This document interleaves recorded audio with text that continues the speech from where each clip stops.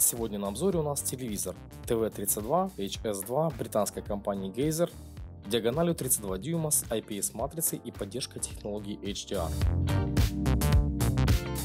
Диагональ экрана у телевизора 32 дюйма. Телевизор обладает IPS-матрицей с технологией HDR и подсветкой Direct LED.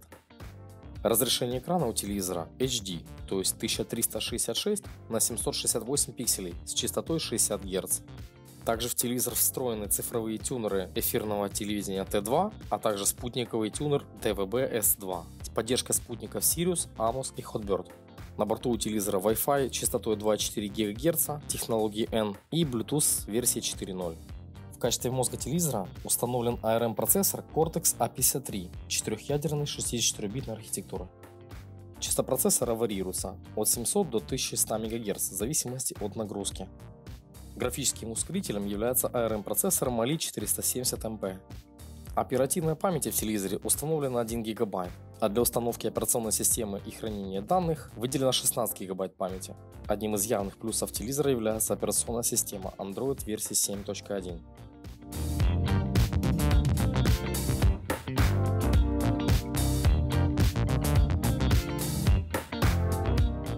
Ноги телевизора прикручиваются комплектными саморезами. Сами ноги похоже, что сделаны из сплава алюминия, так как не магнитятся, но они тяжелые и имеют резиновое основание.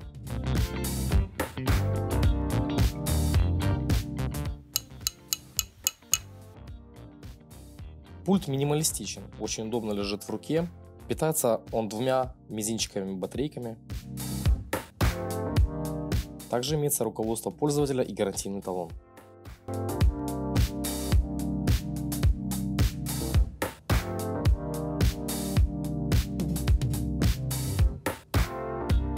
С установкой ножек справится любой. Неправильно их установить у вас просто не получится.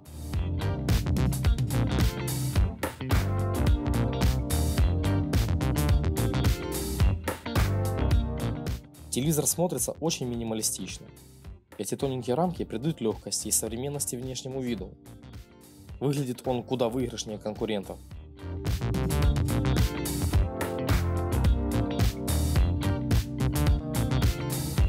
Пластиковый корпус, сделанный под металл, лишь придает ему баллов.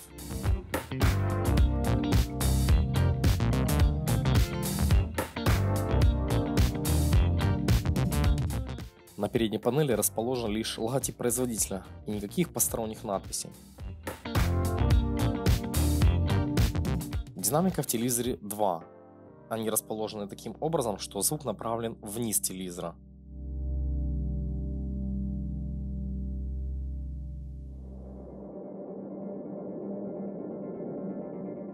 Сзади справа расположился очень удобный 5-позиционный джойстик, который полностью может заменить пульт.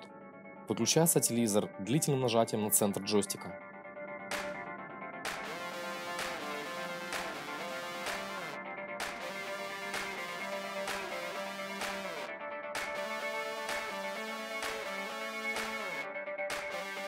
Снизу расположены входы VGA, вход интернета для кабеля RJ45, RCA 3 тюльпана, HDMI версия 1.4, а также 2 разъема для спутниковой и эфирной антенн.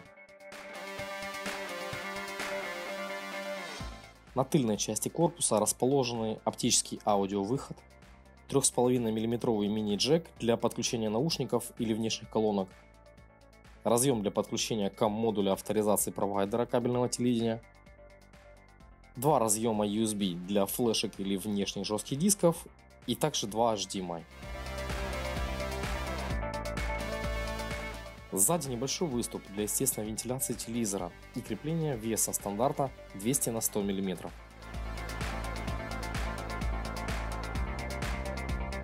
Пульт очень удобно лежит в руке, очень легкий. Кнопки имеют отчетливый ход, а также присутствует красный индикатор нажатия кнопок.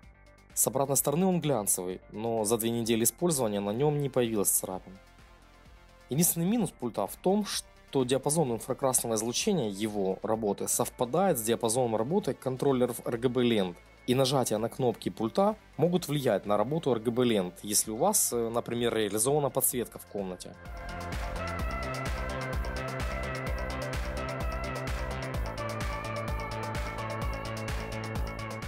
Первое включение телевизора займет пару минут.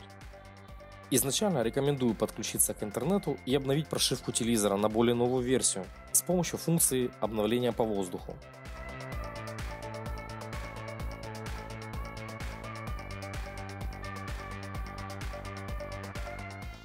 Скачивание прошивки и обновление заберет от силы 5 минут.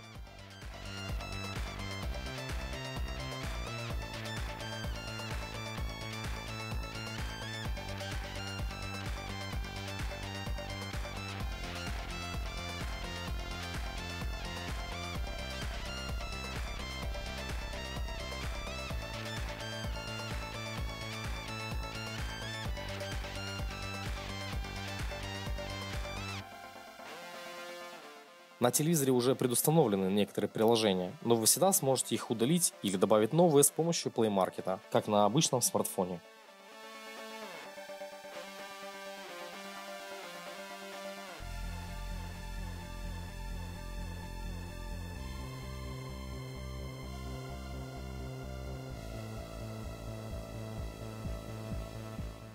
Спутниковой тарелки у меня нет, но я могу вам продемонстрировать качество картинки аналогового и цифрового телевидения, которое предоставляет провайдер кабельного ТВ, а также картинку цифрового эфирного ТВ по технологии Т2.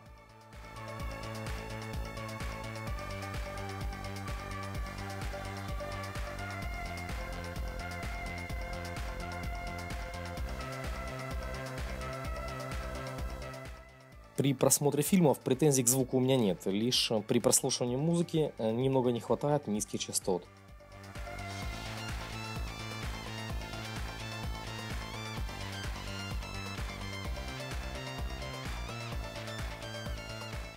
А вот так выглядит картинка эфирного Т2 цифрового телевидения.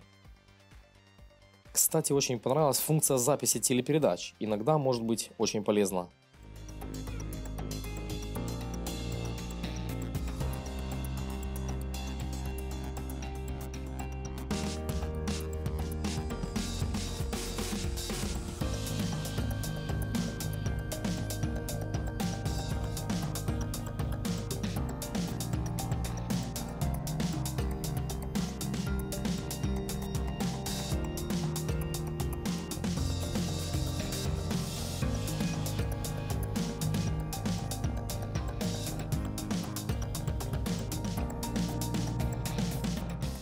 При нажатии на центральную кнопку пульта появляется список каналов, и переключением вправо-влево вы переходите в список избранных каналов, что очень удобно. Хотя кнопку для перехода в список избранных каналов не помешало бы добавить на пульт. Она бы была куда полезнее, чем кнопка таймера выключения, например.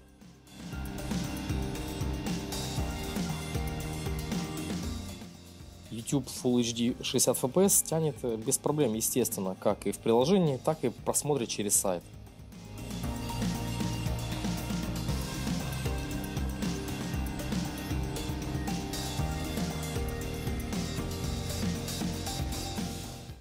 Установив себе на смартфон приложение Geyser TV, вы сможете дублировать изображение с телефона на телевизор. Управлять телефоном как пультом, превратить телефон в полноценную клавиатуру или сделать его виртуальной мышкой. Очень рекомендую подключать телевизор не по Wi-Fi, а кабелем. Скорость работы и время отклика в работе с любым интернет-контентом увеличится многократно. Особенно это будет заметно при перемотке видео, а также при дублировании видео на экран телевизора со смартфона. Я все эти функции перепробовал и, честно говоря, управления с пульта хватает на все 100%. Единственная очень полезная функция – это воспроизведение видео с телефона в один клик с помощью AirPlay. Владельцы телефонов iPhone знают, насколько это удобная функция. Не важно, что отображается на вашем телевизоре. Главное, чтобы он был включен и находился в одной сети со смартфоном. С телефона запускаете видео и выбираете источником воспроизведения телевизор, и все. Почти мгновенно это видео воспроизводится на телевизоре. Очень удобная функция. Находите на смартфоне видео, которое вас интересует, и в один клик это видео отображается на телевизоре. На самом телевизоре искать ничего не надо. Если у вас есть Bluetooth клавиатура или Bluetooth колонки, то с этим телевизором вы без труда подружите. Благодаря встроенному S2 тюнеру спутникового телевидения вам не понадобится дополнительный ресивер с еще одним пультом. Лишь подключаете спутниковую антенну и все.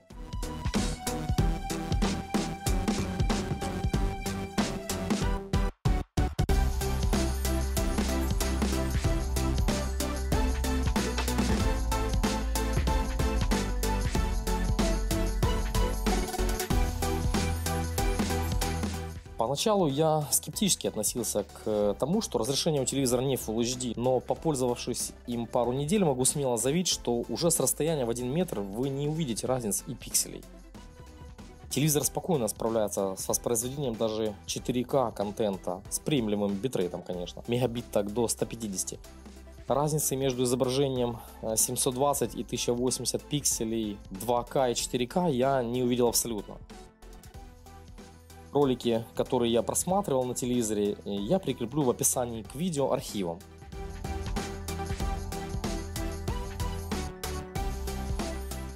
Но вот что меня действительно поразило в плане качества картинки, так это просмотр видео в режиме HDR. Камеры просто не передать всю палитру цветов. Просто волшебная, восхитительная картинка, 10 из 10.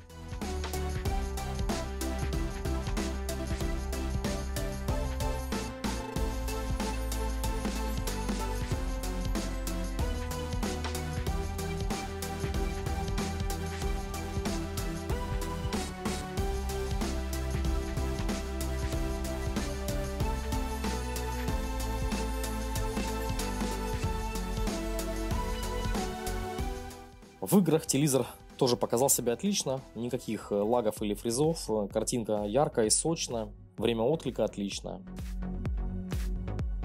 Тут IPS-матрица проявляет себя полностью.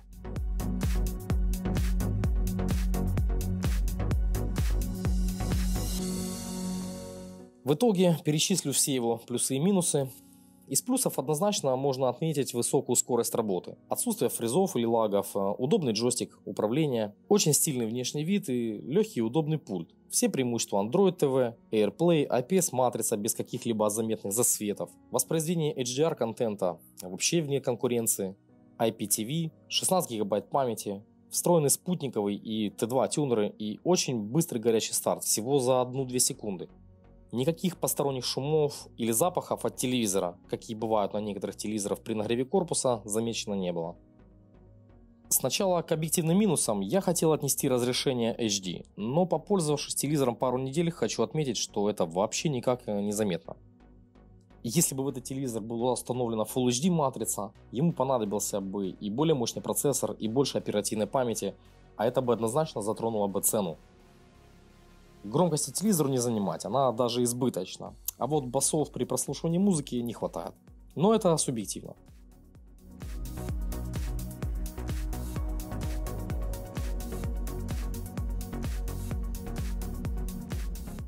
В общем, телевизором я остался очень доволен и рекомендую к покупке. Ссылку на него я оставлю в описании. Спасибо компании Geyser за предоставленный на обзор телевизор. А с вами был Спец, подписывайтесь на канал, всем удачи и до встречи на следующем видео.